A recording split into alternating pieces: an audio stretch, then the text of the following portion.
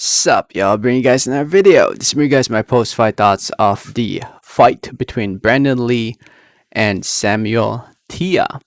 They headlined a Showbox event on Showtime. Fight was shown live, obviously on Showtime. It's part of the Showbox, the New Generation series, where they showcase up-and-coming talent. And the headline here was obviously the Lee versus Teah fight, and the fight ended with a knockout, with Brandon Lee having his hands raised in the end, improving to 22-0 now. 20 wins come by way of knockout TKO. Spectacular win from Brandon Lee, knocking out Teah in 3 rounds. Big right hand, dropped Teah early on in the round, hurt Teah with a big combination.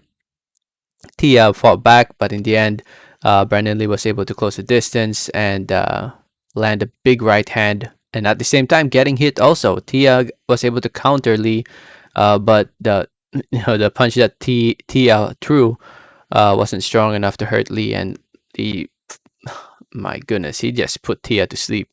Teah suffered his fourth loss in his pro career with this fight. I expected more from Teah. I thought this was going to be the toughest fight for Brandon Lee's career, but obviously that wasn't the case. Maybe because maybe I just expected more from Teah. I don't know. I guess it's time for Brandon Lee to definitely step it up and fight some top competition. I think fighters like Teah are just no match for him at this point.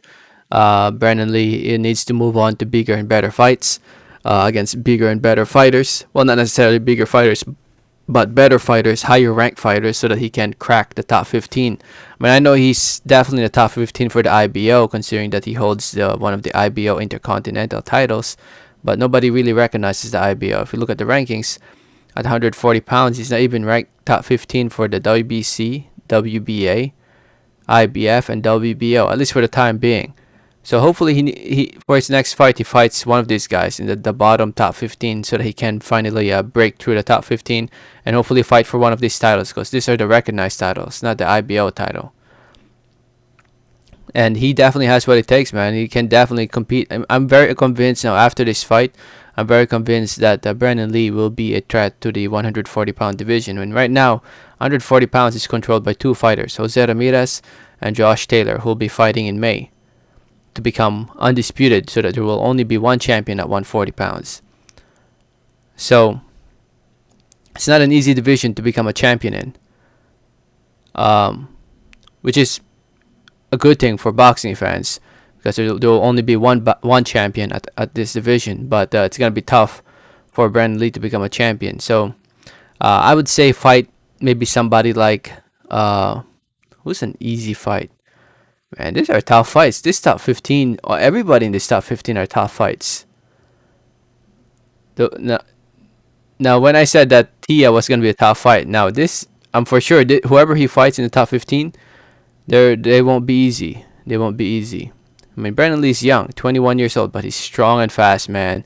He really is. He's really strong, really fast, throws combinations, great at following up his punches, great at finishing.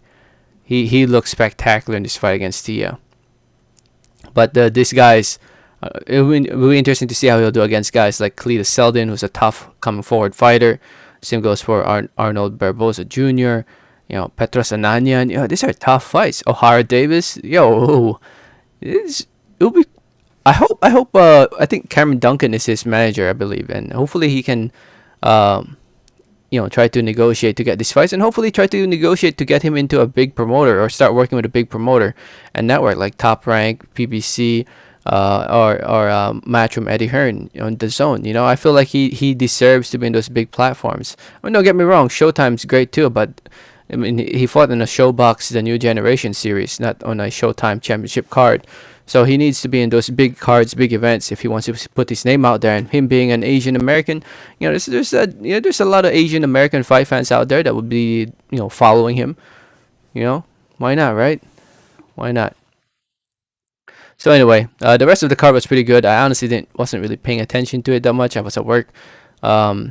I thought the Steven Ortiz versus Jeremy Hill fight was pretty close. I like more of what I saw from Steven Ortiz, him boxing and using the jab and following up with his punches. I don't really remember the Norman Jr. versus Benjamin Whitaker fight.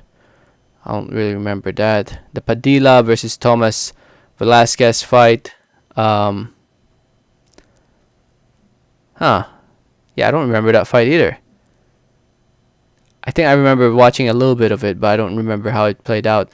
I remember the Lopez versus Jordan White one. I like what I saw from Jordan White. I thought he looked pretty impressive in my opinion. As for the David Navarro one, I don't remember that. I'm not sure if they showed that fight. But anyway, it was a good card. I mean, like I said, I was at work, so I wasn't really paying attention to all of it, but I did pay attention to Brandon Lee and the Steven Ortiz one and the White one. So, so yeah. Start paying attention to Brandon Lee. Start following him. Start following him on social media.